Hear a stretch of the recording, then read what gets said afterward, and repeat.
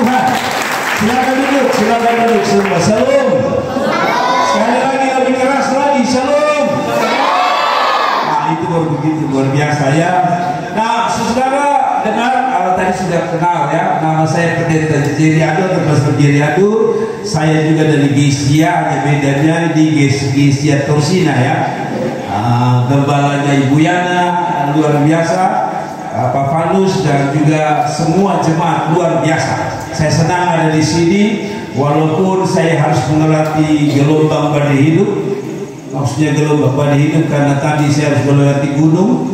Ada sedikit-sedikit lumpur, tetapi kita bisa ada di sini semua karena Tuhan. Kasih tepuk tangan untuk Tuhan Yesus. Oke, kita diberi tema impact, saudara. Saya senang dengan tema ini impact. Jadi saya coba buka kamus. Impact itu dia sederhananya dampak. Jadi setiap kita ini apapun yang kita buat itu bagaikan kita berdiri di depan cermin. Tadi semua datang pakai cermin ya. Atau tidak ada yang pakai cermin tadi? Kita bisa sisir rambut dengan baik itu karena ada cermin. Jadi kalau saudara pakai bedak di sebelah kanan itu tebal, maka dampak di cermin juga bedaknya tebal. Kalau saudara pakai lipstik warna merah, maka di cermin dampaknya juga merah. Jadi apapun katanya yang kita lakukan itu selalu berdampak. Walaupun dampak itu ada dua, dampak positif, dampak negatif. Apapun yang saudara buat ada dua dampak, dampak positif, dampak negatif. Nah, saya kasih contoh.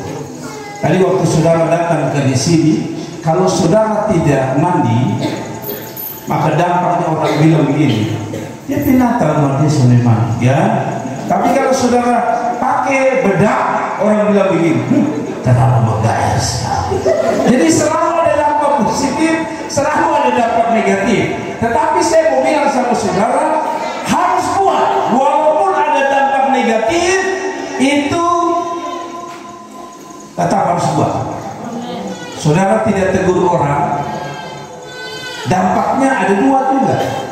Saudara tidak tegur, dong bilang, dia sufoi, dia tidak tegur saya. Tapi kalau saudara tegur, kalau orang bilang begini, tahu dia mau apa, makanya dia tiba-tiba tegur saya. Jadi segala sesuatu dampaknya apa? Ada positif, ada negatif. Tetapi dampak harus dibuat. Ada amin. Siapa yang kaum muda Torsina di sini? Selain Pak Yan sebagai ketua, siapa yang kaum muda Torsina angkat tangan? Yang kaum muda Torsina. Coba berdiri spesial. Kasih tepuk tangan untuk mereka. Nah sekarang saya tanya, Kakak Nida dan teman-teman, ini Natal bikin apa? Ini tujuannya bikin apa? Ini Natal. Oke sudah, sedulur sudah. Saya tidak mau bikin pertanyaan lebih banyak. Tapi maksud saya begini, Pak Yan, saya jujur saya tidak kontak Pak Yan, saya tidak tahu bagaimana impact ini maksudnya apa. Tapi begini, kali ini Natal, betul ya? Kalau Natal berarti impactnya atau dampak itu saya hubungkan tentu dengan Natal juga. Gitu.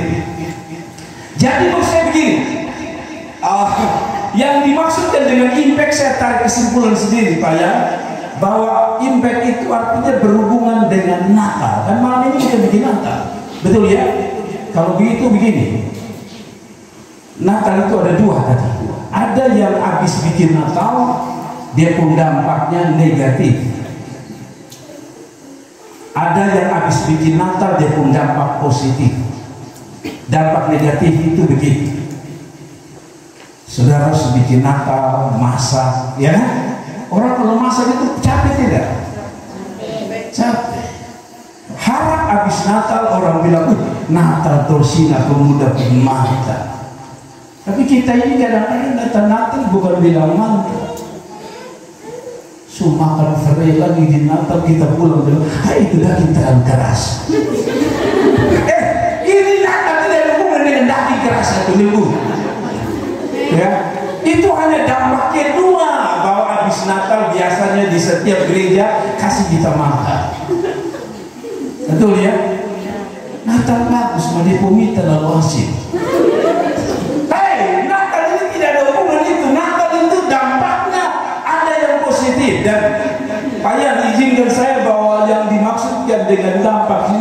tentu ada hubungan dengan Natal. Jadi kalau ada orang bikin Natal tidak ada dampak apa-apa, Torsina bikin Natal ada dampak. Kasih tepuk tangan untuk Yesus. Nah, karena itu mari kita lihat firman Tuhan Matius pasal 2 ayat yang ke-1 sampai ayat yang terakhir dari cerita mengenai orang Majus. Saya coba angkat tema ini karena saya tidak dikasih ayat tadi impact. Jadi saya pikir-pikir dari mana saya khotbah? Saya khotbah dari Matius pasal 2. Yang biasa buka kitab Matius itu di sebelah kitab Kejadian. Cari sampai Natal tahun depan tidak dapat. Matius pasal 2 coba kita baca. Semua coba kita bangkit berdiri. Yang namanya orang muda dan mungkin orang tua tapi masih muda semangatnya, kita baca sama-sama. 1, 2, 3. Sesudah Yesus dilahirkan di Bethlehem di tanah Yudea pada zaman Raja Herodes, datanglah orang-orang Majus dari timur ke Yerusalem dan bertanya-tanya di manakah dia raja orang Yahudi yang baru dilahirkan itu. Kami telah melihat bintangnya di timur dan kami datang untuk menyembah dia. Ayat yang ketiga, ketika Raja Herodes mendengar hal itu, terkejutlah ia beserta seluruh Yerusalem. Maka dikumpulkannya semua imam, kepala dan ahli Taurat bangsa Yahudi, lalu dimintanya keterangan dari mereka di mana Mesias akan dilahirkan. Mereka berkata kepadanya, di Bethlehem di tanah Yudea, karena demikianlah ada tertulis dalam kitab Nabi.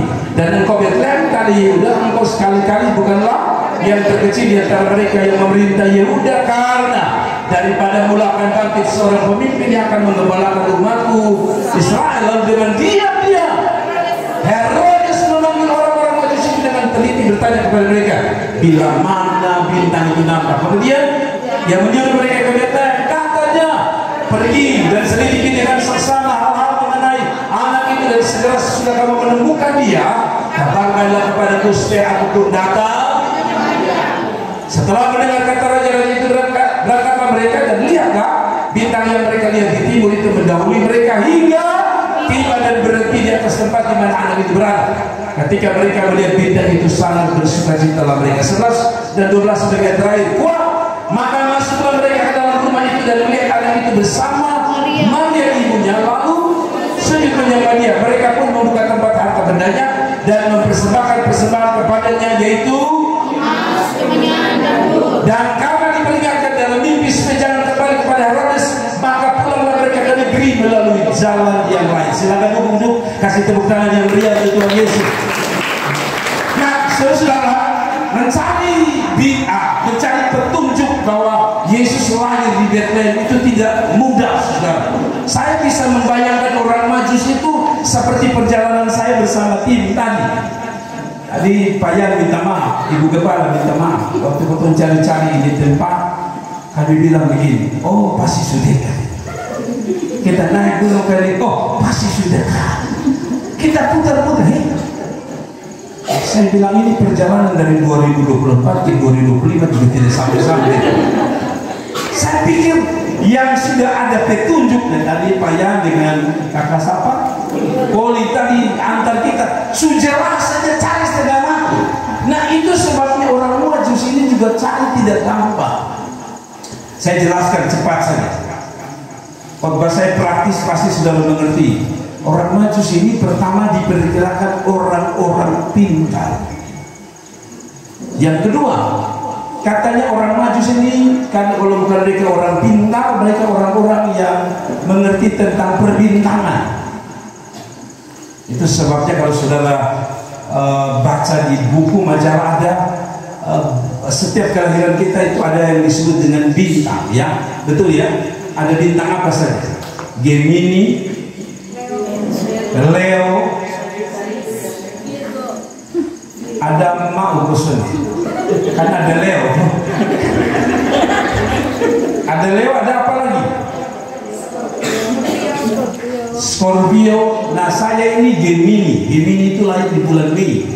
Jadi saya 24 Mei, jadi saya Gemini. Nah bintang-bintang ini biasanya ada ramalannya. Nanti umur 21 kawin, umur 22 lu miskin. Nah, itu bintang beramal begitu. pacaran 10 kali nanti 11 kali putus. Nah, itu bintang. Nah, tetapi katanya juga mereka ini turunan imam-imam orang kafir. Jadi banyak pemahaman tentang mereka. Tapi saya tidak akan bahas mereka siapa mereka panjang lebar. Saya hanya mau bahas begini. Kalau mereka orang pintar dan yang satu yang terakhir, katanya mereka ini raja-raja dari timur. Jadi kalau kita tarik kesimpulan, kalau semua ini benar, pertama mereka ini gambaran orang-orang hebat, orang-orang penting, ya para raja ya. Tapi yang kedua orang pintar, yang ketiga orang-orang yang punya uang. Itu sebabnya perhatikan persembahan mereka apa saudara? Emas. Ingat persembahan mereka pertama itu apa? Emas. Bukan kayak kita persembahan 20.000 tukar di muka sana. Jadi 2.000 baru kita bawa. Ini persembahan emas. Jadi mungkin ini orang kaya ini.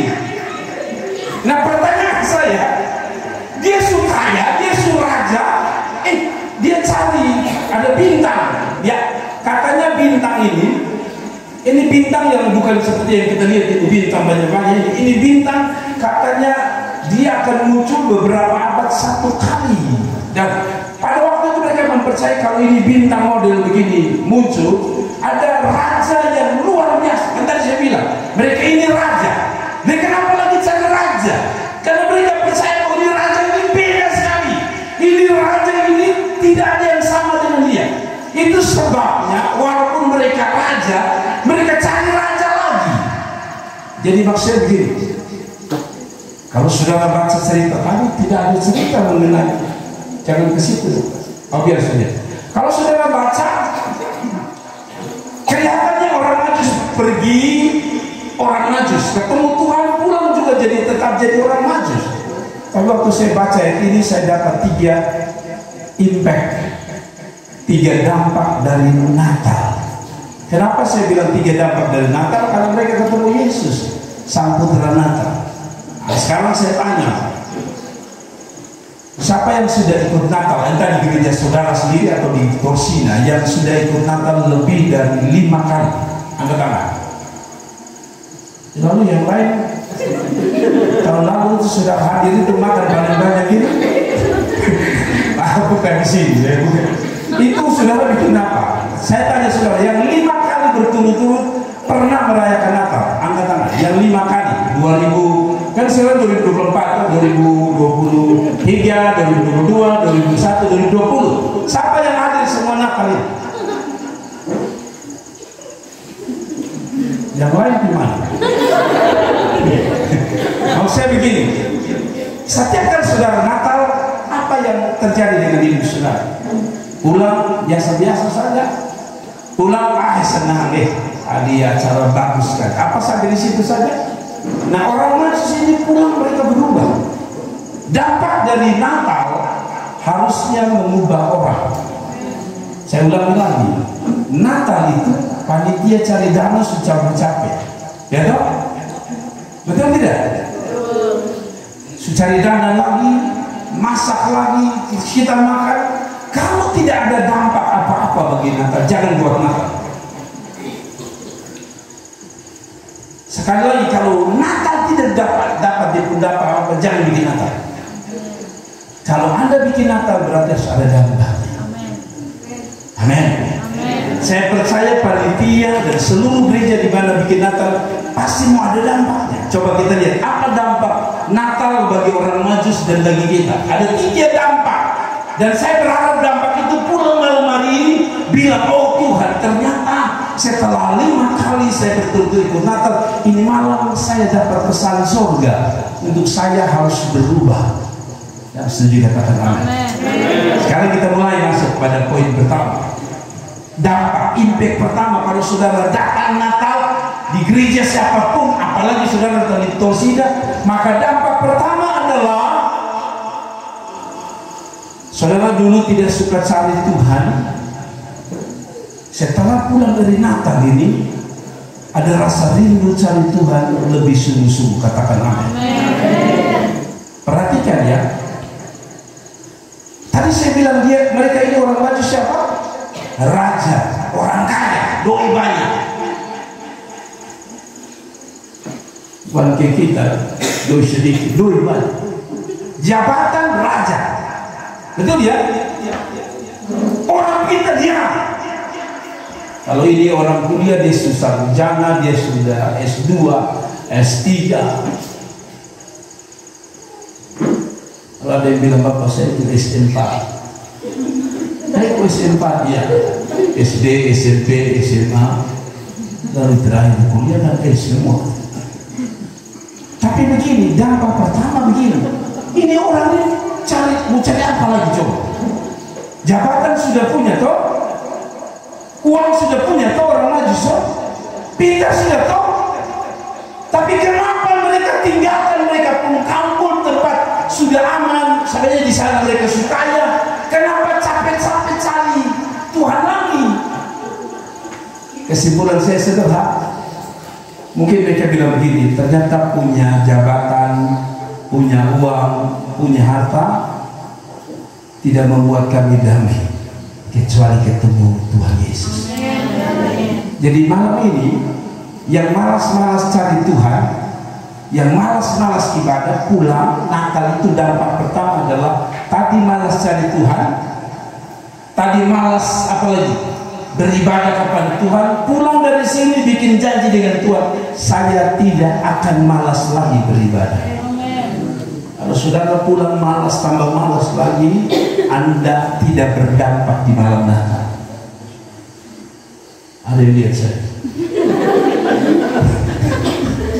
Jadi orang muda benar, kalau pulang Natal dari sini saudara tidak punya hati rindu cari Tuhan, belajar dari orang maju. Mereka punya semua, tapi mereka mau cari Tuhan. Coba kita baca ayat. Coba lihat ini ayat. Sesudah Yesus dilahirkan di Bethlehem, ditanya. Amin. Amin. Bukan kayak lagu dulu.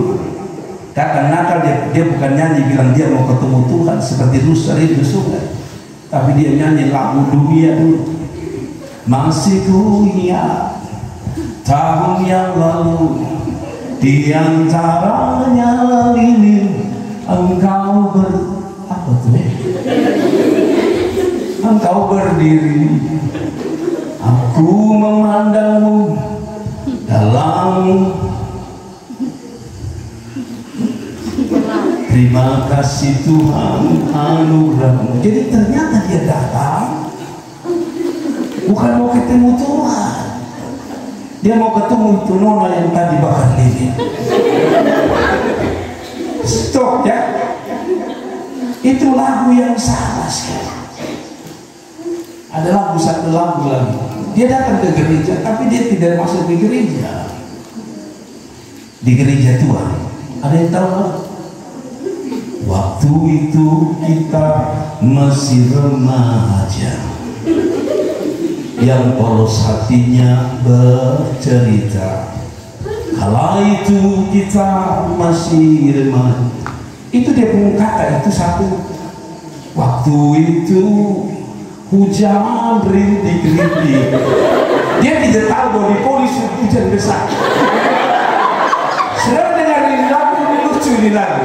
Kita berteduh di bawah atapnya, banyak di gereja hanya berdiri di atap dan satu nona di situ tidak masuk di gereja. Saya berharap Natal itu bukan tempat sekedar cari jodoh. Laki-laki ini kadang-kadang otak tidak benar. Kalau kadang-kadang tidak undangan Natal, kok nanti tursina penuh gajah. Saya tanya saudara datang di sini ketemu nona atau ketemu Tuhan Yesus? Kira-kira ini orang maju, saudara ini orang kaya, ada istri, ada nona tidak? Pasti ada pun kaya-kaya. Yang sekarang kita baru naik motor Revo saja sudah 3 kali. Nah ini pasti kaya luar biasa. Buat apa dong cari nona? Dong sudah punya, tapi dong cari Tuhan. Jadi dampak pertama Natal ingat, pulang dari sini pendeta bilang, Bapak sejak dia pulang Natal dari sini, saya ketemu muda ini dong sungguh-sungguh cari Tuhan. Kasih tepuk tangan dulu untuk Tuhan. Jangan kayak di beberapa tempat orang cari Tuhan itu kan motivasinya banyak, betul tidak?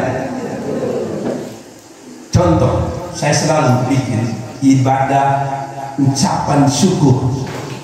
Biasanya orang ibadah ucapan syukur, coba perhatikan, saya tidak tahu di Poli bagaimana, tapi di Kota Kupang itu yang saya perhatikan, kalau pas ibadah ucapan syukur itu ada 10 orang saja yang duduk di dalam tenda.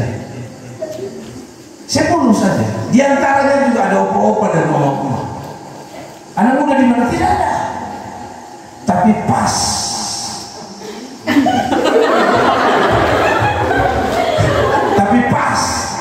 majelis bilang kita akan mengubah dan duka cita menjadi sukacita, dia juga belum ada. Dia bilang sama Depani, ada pilihan, dan dia kasih pimpin. Oh sudah mulai, kalau sudah habis nak kasih tahu. Habis, setelah sudah habis dia kasih tahu, sudah makan belum. Dan saudara tahu, waktu ibadah tadi saya bilang berapa? 10-15 orang. Herannya, mujizat terjadi setelah 2 menit. Ada 200 orang. Saya tanya saudara itu datang ibadah cari Tuhan atau cari sate? Kasihan Tuhan Yesus kalau dari seibadah itu. Jangan ketawa. Berarti saudara melakukannya. Jadi saudara mengerti ya? Natal itu punya dampak pertama. Tadi sudah suka cari Tuhan, tadi sudah suka ibadah, sekarang suka ibadah. Kasih tepuk tangan untuk Tuhan. Mengerti ya? Jadi kalau saudara datang Natal tidak ada dampak itu, percuma karena orang. Lebih lu pulang saja ke sematan lu di Natal percuma saja. Kan tidak, tetapi mau saya ada begini. Pulang bilang sama Tuhan, saya mau cari Tuhan. Amin. Saya selalu bilang di jemaat saya, Mama Gembang, Mama Yago, Pak Fanus, Pak Ayah, dan semua pengurus. Waktu anak-anak, mengapa kita harus cari Tuhan? Saya selalu bilang, saya kasih ilustrasi di jemaat saya begini. Waktu anak-anak saya, Jenny yang tadi main keyboard, Cynthia masih kecil, anak saya laki-laki masih kecil. Waktu mereka SD itu, kalau mau pergi sekolah selamat pagi, biasa kan? Kalau anak-anak mau pergi sekolah kan selamat pagi. Salam, selamat pagi Bapak, selamat pagi. Mau pergi mana sekolah? Kan harus habis selamat pagi terhilang kan? Tapi kadang-kadang anak-anak itu selamat pagi Bapak, iya. Sudah toh, jangan sudah. Selamat pagi Bapak 2 kali. Selamat pagi Bapak. Saya bilang kenapa ulang-ulang? Bapak belum kasih uang. Oh ternyata selamat pagi 3 kali itu anaknya kasih uang dulu, jangan lupa gitu kan. Saya bilang gini, oh ternyata mereka ketemu saya berarti dapat uang jajan. Coba saudara renung, saudara ketemu Tuhan. Ini saya yang orang berdosa saja, anak-anak ketemu saya selamat pagi saja, saya kasih dia uang, baru selamat pagi. Coba Anda bayangkan, Tuhan itu apa yang tidak ada di dia pun tangan. Mau mujizat ada di dia pun tangan, mau berkat ada di dia pun tangan, mau masa depan ada di dia pun tangan. Anak saya ketemu saya minimal dapat itu Bapak Kumis yang pegang parang, namanya Pak Timur. Dia dapat 2.000 masih kecil, sudah senang. Anda kalau ketemu Tuhan, Anda dapat semua. Makanya cari Tuhan. Bilang, saya mau dengar. Kalau itu kamu udah di sini masih malas-malas, habis Natal ini, hari Minggu depan, gereja belum buka, Anda buka sendiri di gereja. Dan bilang Bapak Gembala saya datang pertama kali. Setelah saya dengar pastor diri punya khotbah, saya mau cari Tuhan. Amin. Nah ini kadang-kadang ini jemaat saya tidak suka begini sudah. Kalau baru dengar firman Tuhan pertama itu dong amin kuat. Nanti sudah 15 menit dok wamin makin berat. Saya Allah mengatakan Bapak jangan terlalu lama. Ada saya pun jemaat itu kadang-kadang dia protes saya, tapi karena dia tidak berani protes pendeta jadi dia batu.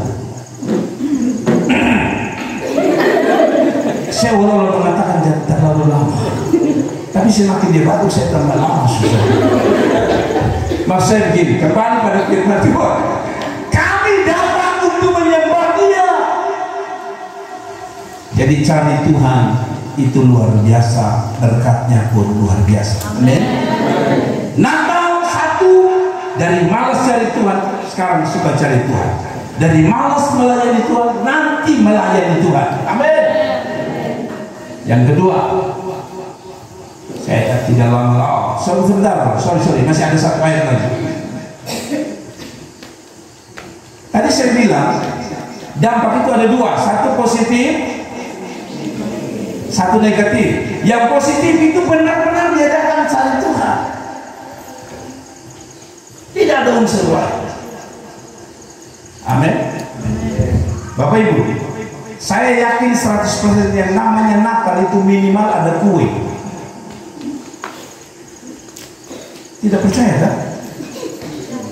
Di mana-mana minimal, paling orang Jawa bilang paling banter, paling banyak itu ada makan.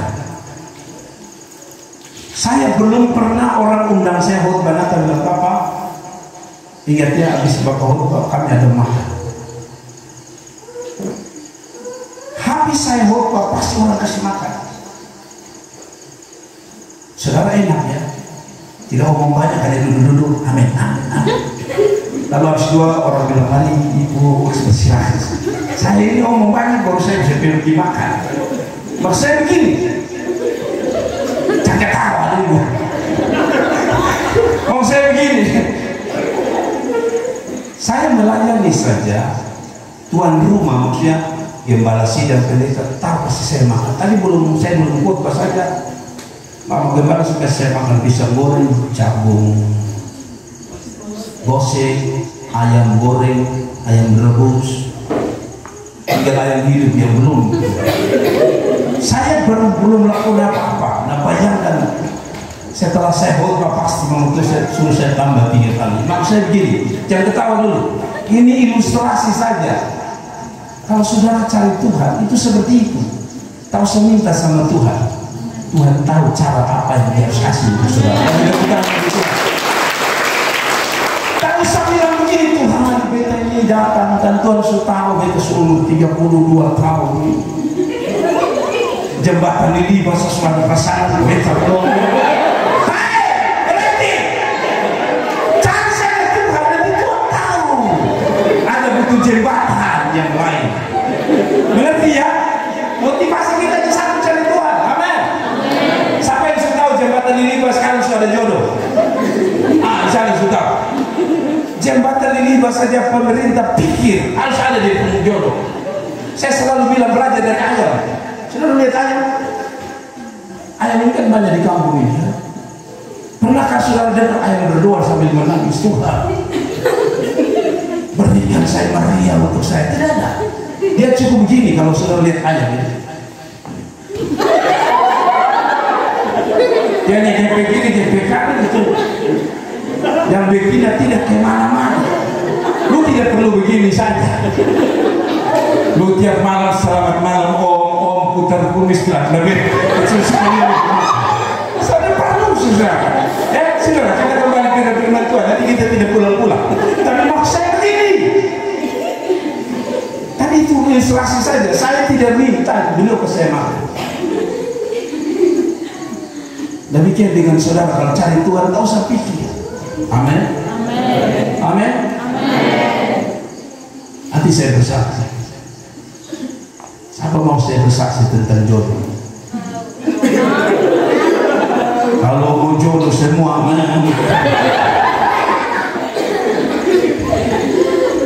saya ini istri saya di Padi, bukan Padi. Dia berdoa supaya kalau bisa ketemu orang itu langsung nikah. Saya tidak berdoa, Tuhan saya sudah capek percaya. suantar bunga pepaya, semua putus juga. Saya berdoa terakhir, saya bilang Tuhan ini terakhir, pokoknya saya ketemu langsung minta nikah. Jadi habis rapat, habis rapat, saya sulit saya istri dulu di sana. Dalam hati saya mau ketemu. Tapi dasar laki-laki itu sudah pernah omong langsung gitu. Dia putar sore gitu. Saya tidak begitu saudara. Saya hanya bilang di sana istri saya waktu itu. Ibu pendeta, iya dia bilang. Kalau ada pendeta yang mau sama ibu, kalau ada pendeta saya tidak sebut saya. Mau sama ibu mau. Oh kalau pendeta saya mau dia bilang. Yang kedua saya tanya, kalau ada pendeta yang bilang I love you, apa jawab? Ya saya jawab love you too. Lalu saya tanya lagi, kalau ada pendeta yang bilang oke, langsung nikah, ya saya juga mau. Saya langsung bilang itu saya. Betul, bulan depan kan nikah, tidak banyak-banyak. Saya ini maaf, saya kuliah di Malang, istri saya kuliah di Impa. Dia tinggal di Kapal, saya tinggal di Kota Kupang. Saya pelajaran dari Malang ke Papua ke Ambon. Cari-cari di mana saya pun tulang rusuk. Tapi kalau sudah rasa punya, tadi saya bilang ketemu langsung nikah. Tak usah buang-buang duit terlalu banyak niki-niki Kupang, niki-niki Kupang. Kalau sudah waktunya Tuhan melayani saja, cari Tuhan sungguh, nanti di tempat waktu Tuhan hantar. Yang amin ini pasti putus asa. Nah, tidak. Saya setuju kalau sudah bilang amin. Bapak Tuhan ini kita bilang amin, dia bilang kita putus asa. Sudahlah, poin kedua, kita tidak pulang-pulang. Kedua, impact Natal, dampak Natal itu membuat kita suka beri apa saja yang kita punya untuk Tuhan. Dan yang kedua, kita suka melakukan apa saja untuk Tuhan. Ada amin?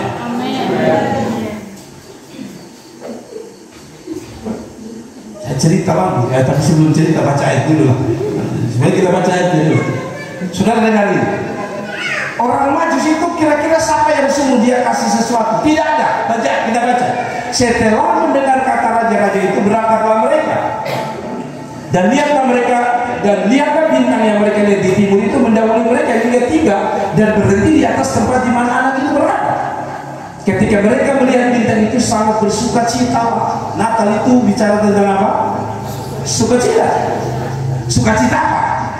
Coba kita baca ayat 11. Maka masuklah mereka ke dalam rumah itu dan melihat anak itu bersama anak itu siapa? Tuhan Yesus bersama Maria ibunya, lalu sujud menyembah dia.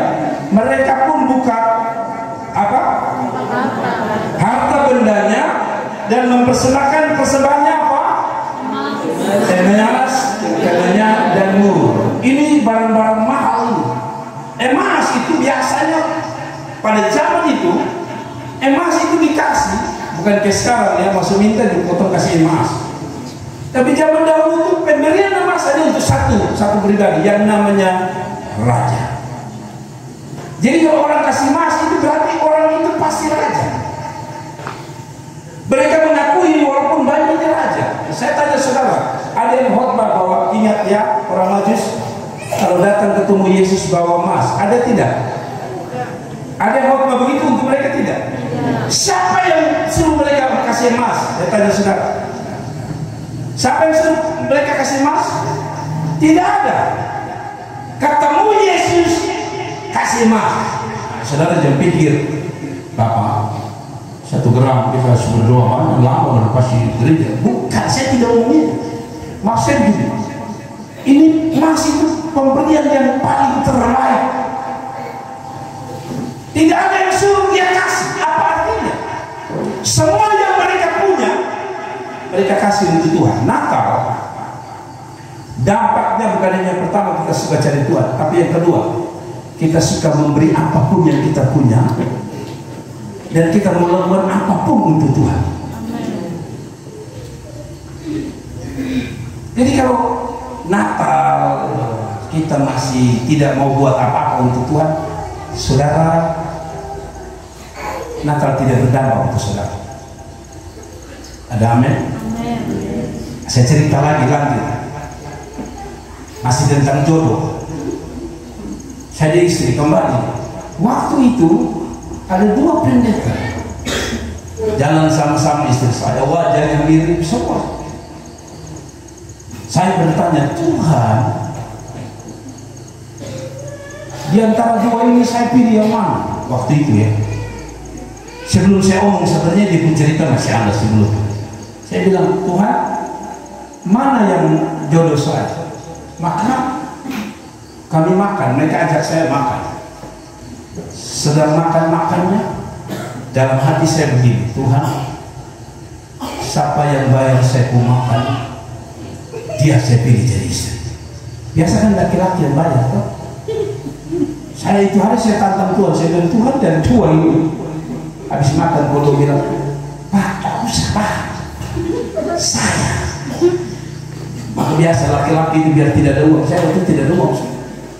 Saya tidak tarik-tarik gitu. Saya padahal mati mudah-mudahan dia banyak. Karena memang dompet saya kosong betul-betul.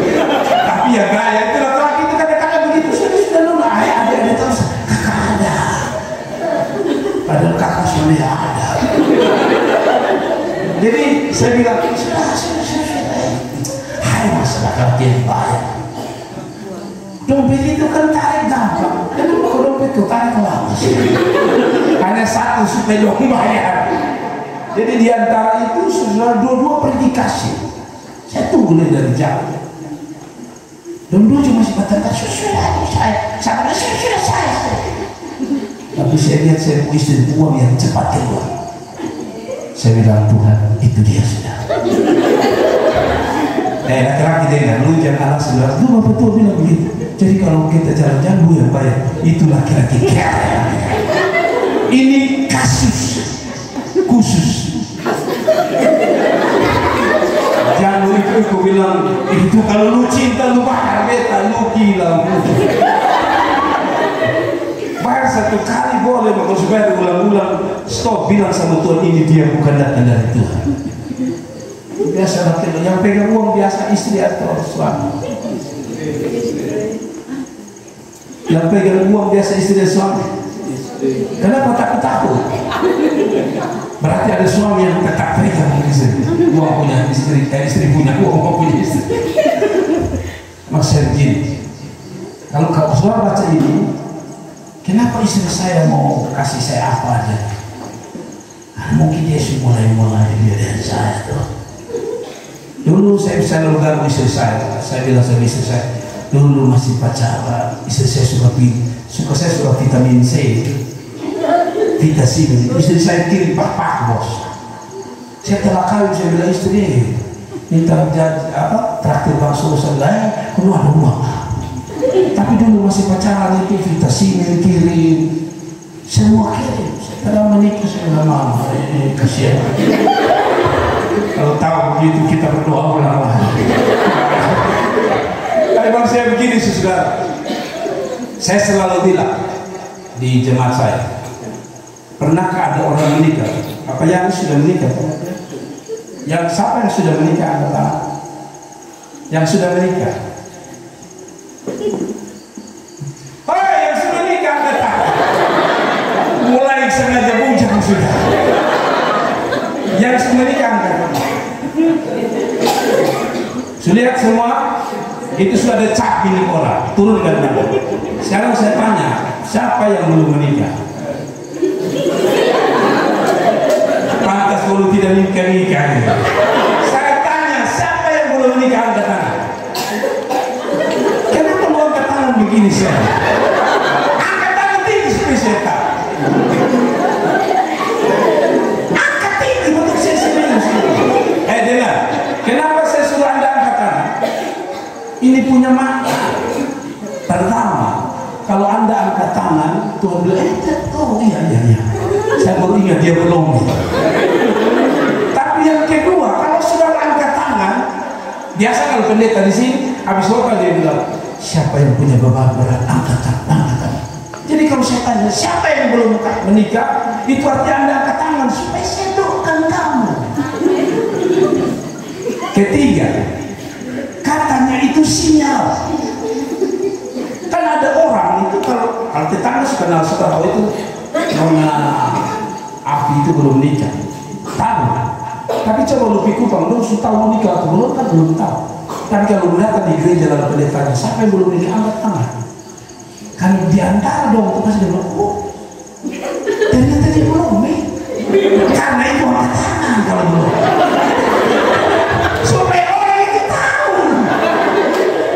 Udah boleh dipong, tapi dia pulang. Tapi waktu saudara kata, oh ternyata itu dipong, mungkin masih ada kesempatan. Amin. Sekarang saya tanya lah, siapa yang belum menikah? Susah diangkat tangan lagi. Tuhan, mulai sekarang dia jomblo seumur hidupnya.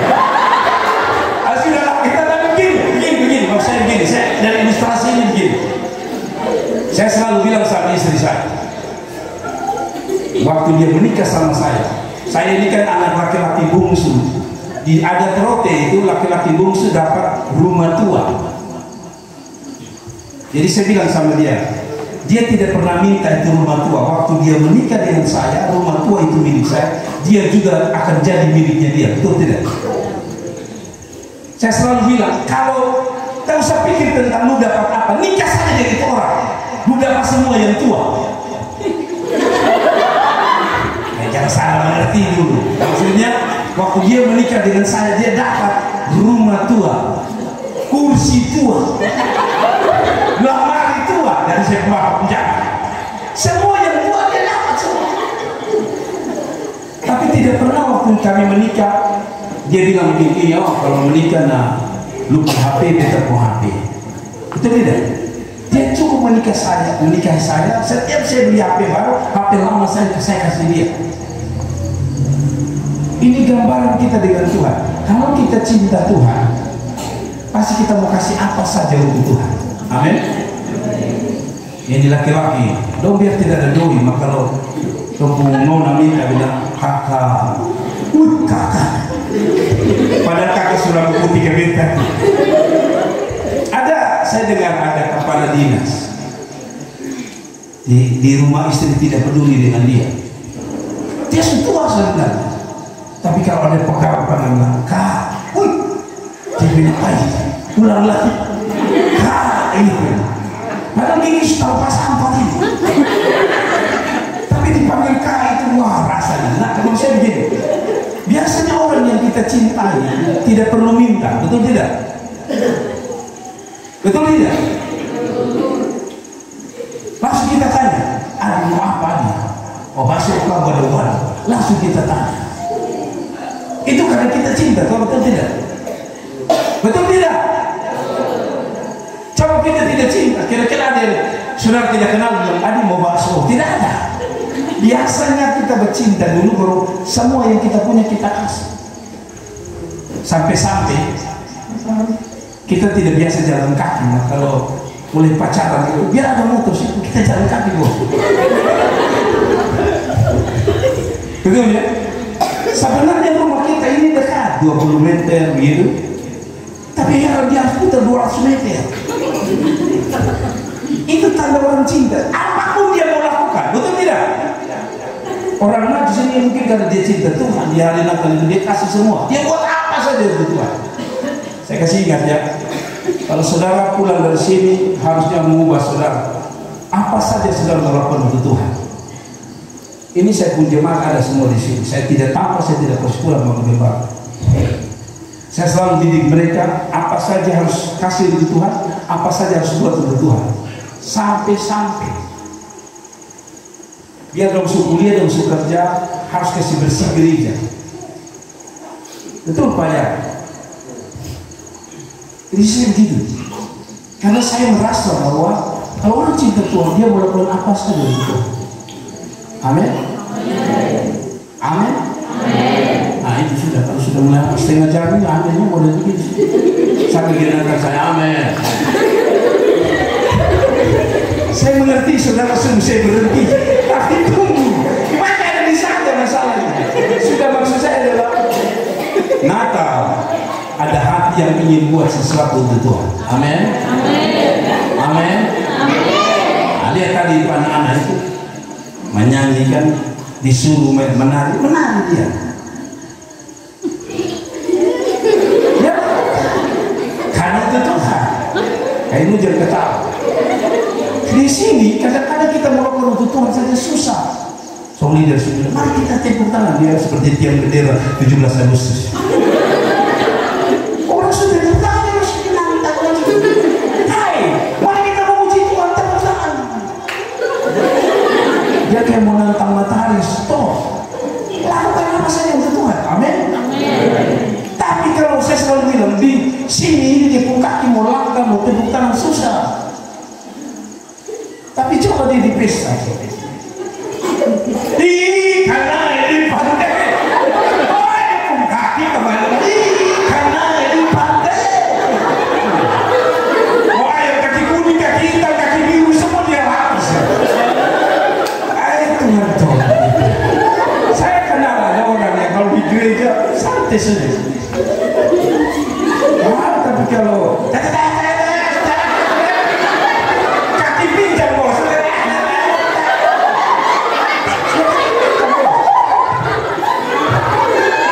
Pesta dia bikin apa saja untuk Tuhan dia tidak mau. Ada di sini begini. Ada di sini. Kalau saya panggil dia pun nama Naomi, panggil dia kaki kuning.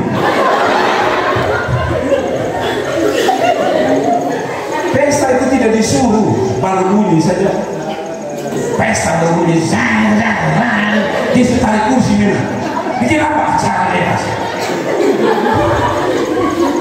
Tapi di sini, soalnya kasih dia kebebasan, dia tetap tidak merdeka. Damai, damai. Orang dampak Natal itu dia membuat apa saja untuk Tuhan. Dan stop tukar-tukar uang kecil ya. Nah ini ketawa berarti kami melakukan ya. Persembahan lewat. Pantas saudara tidak diberkati. Karena yang saudara kasih tadi saya bilang pakai murah pegang pedang. Seolah mengatakan semua berkat yang datang bakal habis. Makanya tidak datang dah. Paman ya beli permen dong. Sebenarnya Anda tidak tujuan beli permen. Anda mau dapat doi kici sebenarnya. Ada amin. Ada cerita nih, ada cerita sekolah minggu. Siapa yang masih sekolah minggu angkat tangan? Nah ini ada cerita. Zaman dahulu ada uang neker tahu yang besi itu 100. Siapa yang pernah dapat uang 100 dulu? Yang ada gambar rumah Minang. Ternyata saya tua sendiri ya. Karena kalau saudara dapat, berarti saudara minimal umur seperti saya 50-an. Jadi mamanya itu kasih 2 uang 100 koin, kasih kepada anak sekolah minggu. Dia panik, pergi sekolah minggu. Lalu dia bilang begini, karena ada yang sekarat, ada yang masih mengkilat. Lalu dia bilang begini, yang mengkilat ini untuk Tuhan. Kalau dia anak pun saku kanan. Saku kanan apa? Untuk siapa? Tuhan. Angkanya sama, 100 perak. Lalu kiri yang agak karat dia taruh di samping kiri untuk dia pun makan beli gula-gula. Lalu sebelum sekolah minggu anak biasa bermain kelereng. Main-main entah bagaimana uang 1 hilang. Setelah uang itu hilang, persembahan jalan. Lalu dia kasih, dia tidak kasih maksud. Pulang sampai rumah mamanya tanya, tadi kasih uang persembahan tidak mau. Kenapa? Yang hilang punyanya Tuhan. Kan mamanya bilang 1 dia punya, 1 Tuhan punya toh. Dia bilang Tuhan punya hilang. Saya tanya saudara, pernahkah Tuhan punya hilang? Tapi karena dia tidak suka memberi, dia bilang punya Tuhan yang hilang. Ada kondisi dia itu model kayak tadi. Jangankan hatimu, uang saja kita tidak kasih, apalagi hati. Pulang dari sini, stok kakek, tahu kakek? Apa itu kakek? Sedikit. Pertama, kakek itu tidak berkenan kepada Tuhan. Kedua, kakek itu jodohnya jauh. Anda tidak tahu apa hubungan. Tanya saya bilang, istri saya itu dia bayar ke saya langsung, oh ini jodoh saya. Jadi kalau ada laki-laki lihat, kalau yang beta saya bayar hati-hati. Dia sedang berdoa, Tuhan saya tolak dalam nama Yesus. Padahal mungkin hatinya pertama lihat saudara melihat tawar saya 2.000 dia bisa tawar 250. Stop. Sudah, kita akan selesai. Perhatikan yang terakhir kalau kita berdoa, impact terakhir Natal membuat hidup kita berubah dari jalan lama ke jalan baru. Ini kenapa ini? Suara saya tak? Saya ulangi lagi. Natal membuat hidup kita berubah dari jalan lama ke jalan baru. Amin. Amin. Amin. Ini ciri jalan baru itu. Yang jawab, jalan lama. Kita beri kaitnya kita berdoa. Dengar Bapak ini. Dan karena diperingatkan dalam mimpi supaya jangan kembali kepada Herodes, maka pulanglah mereka ke negeri melalui jalan yang lain. Ada dua jalan dalam konteks ini. Satu jalan pertama, jalan Tuhan yang saya sebut sebagai jalan baru. Tapi jalan pertama adalah jalan Herodes. Apa maksudnya? Kalau saudara lihat ini, pertama mereka datang lewat jalan Herodes, betul tidak? Ketemu Herodes, Herodes kami dengar ada raja yang lahir. Di mana itu? Kalau Herodes malam, di mana? Kalau kita pergi cari mereka. Kalau dapat kasih tahu saya mau sembah dia. Tadi saya bilang, kadang-kadang ada orang yang hanya omong saja bahwa dia mau cari Tuhan. Hanya janji saja dia mau cari Tuhan. Itu namanya jalan Herodes. Kalau saudara datang Natal tapi setelah dengar khotbah bilang, Tuhan, saya mau supaya sini saya berubah dari tidak suka cari Tuhan jadi cari Tuhan. Saya janji. Nah setelah saudara pulang 2 bulan kemudian saudara tidak lakukan, itu namanya hidup saudara ada di jalan Herodes. Hanya bikin janji tapi tidak lakukan. Berapa banyak kita kalau mau lulus SMA kita datang di pendeta, Bapak, Mama pendeta doakan saya ya. Saya ujian nasional, nanti harus saya lulus, saya senior di sini. Saya telah lulus, dia memang senior, tapi senior di jalan-jalan sana. Alias menyanyi keliling ini kampung, tapi tidak pernah menyanyi dalam gereja. Itu namanya jalan Herodes. Tidak ada yang bilang amin. Yang suka tipu-tipu, laki-laki yang suka tipu-tipu itu jalan Herodes. Ini tahun dia nikah dulu, tahun depan dia nikah dia orang lain. Itu bilang sama dia, kau jalan Herodes. Ada amin? Bapak-bapak ada di sini, ada bapak-bapak yang sudah menikah, angkat tangan. Mulai takut-takut sudah bapak-bapak. Pulang dari sini berhenti jalan Herodes. Jalan Herodes kan dia bilang gitu, pergi ketemu saya mau menyembah. Kira-kira orang menyembah dia tidak? Tidak. Bapak-bapak kadang-kadang kita suka jalan Herodes masih kita pakai sampai di Natal. Pulang dari sini berhenti jalan Herodes. Jalan Herodes itu apa? Masih ingat waktu kita menikah dengan istri kita? Apa yang kita lakukan di depan pendeta? Pegang tangan sambil angkat kepala. Aku menerima engkau Maria dalam suka maupun duka, sehat maupun penyakit. Kan begitu kan dia punya bahasa. Tapi saya tanya mama-mama, betulkah itu janji?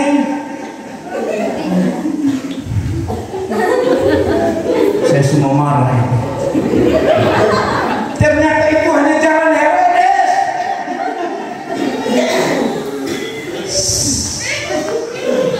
Katanya sehat maupun penyakit.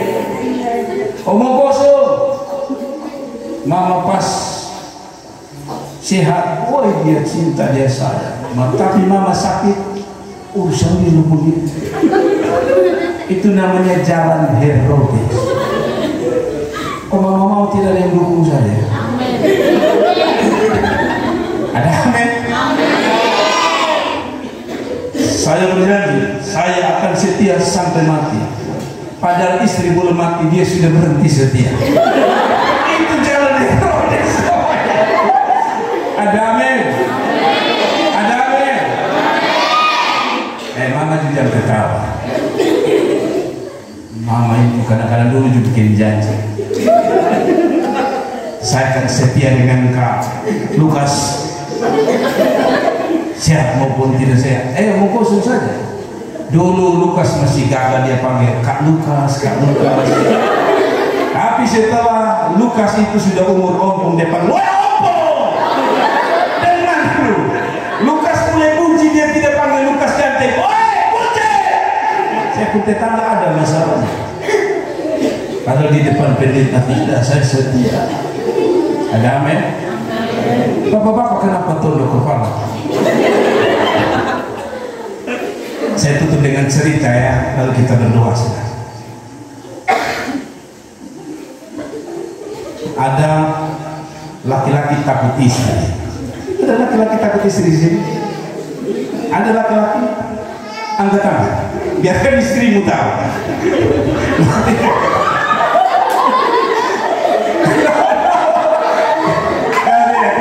Sudah, jangan lihat ke kiri ke kanan, lihat ke atas, pandang Tuhan. Nah, maksudnya begini, sudah dengar?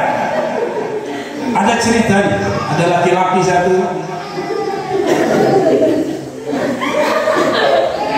Karena dia sudah jengkel, istri dia mau cari 02. Tapi istrinya selalu pesan dengan suara begini. Itu ya. Lu jangan coba lu nikah, lu habis. Tiba-tiba istrinya mati, saudara. Setelah istrinya mati, dengar baik-baik. Biasa orang mati itu taruh di mana, Mama? Orang mati taruh di mana? Orang mati biasa taruh di mana? Di peti, taruh di tempat tidur. Hari itu Lukas bilang sama seluruh warga, taruh dia di lantai. Semua orang bilang, kenapa Lukas? Taruh saja di lantai. Lalu Lukas taruh di lantai, lalu Lukas langgar dia rumahnya. Besok lagi malamnya dia langgar lagi. Malam ketiga dia langgar lagi, dia istri rumahnya. Setelah itu semua berubah. Orang tanya, Om Lukas, kenapa kok Om Lukas langgar istri mayat? Ya karena istri saya pernah bilang. Apa dia bilang? Lukas, lu jangan coba-coba menikah. Kalau lu sampai menikah, lu langkahi dulu mayat saya. Makanya saya langkahi.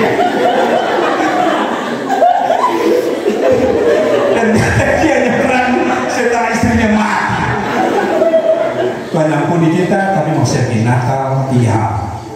Dari tidak suka cari Tuhan, cari Tuhan. Jadi tidak suka buat apapun untuk Tuhan. Sekarang apapun saya mau kasih untuk Tuhan, waktu, tenaga, kepintaran, apalagi talenta kita kasih untuk Tuhan. Jadi yang terakhir saya bilang tadi apa? Natal membawa dampak yang terakhir adalah apa? Nah itu sudah. Oh kalau tapi kalau drakor dia cerita dari sini pertama sampai sini terakhir. Terakhir apa? Ya, tinggalkan jalan lama, jalan Herodes, jalan tipu-tipu. Amin. Kak Ade, hanya Ade saja. Itu saya pacaran saja, hanya Ade saja. Iya betul, hanya Ade saja. Ade satu diniki, Ade satu disoy, Ade satu di atas buang. Tuhan ampuni kan. Mari kita bangkit berdiri, kita berdoa. Kita tepuk tangan untuk Tuhan Yesus. Dan mari kita berdoa, mari kita berdoa, mari kita berdoa.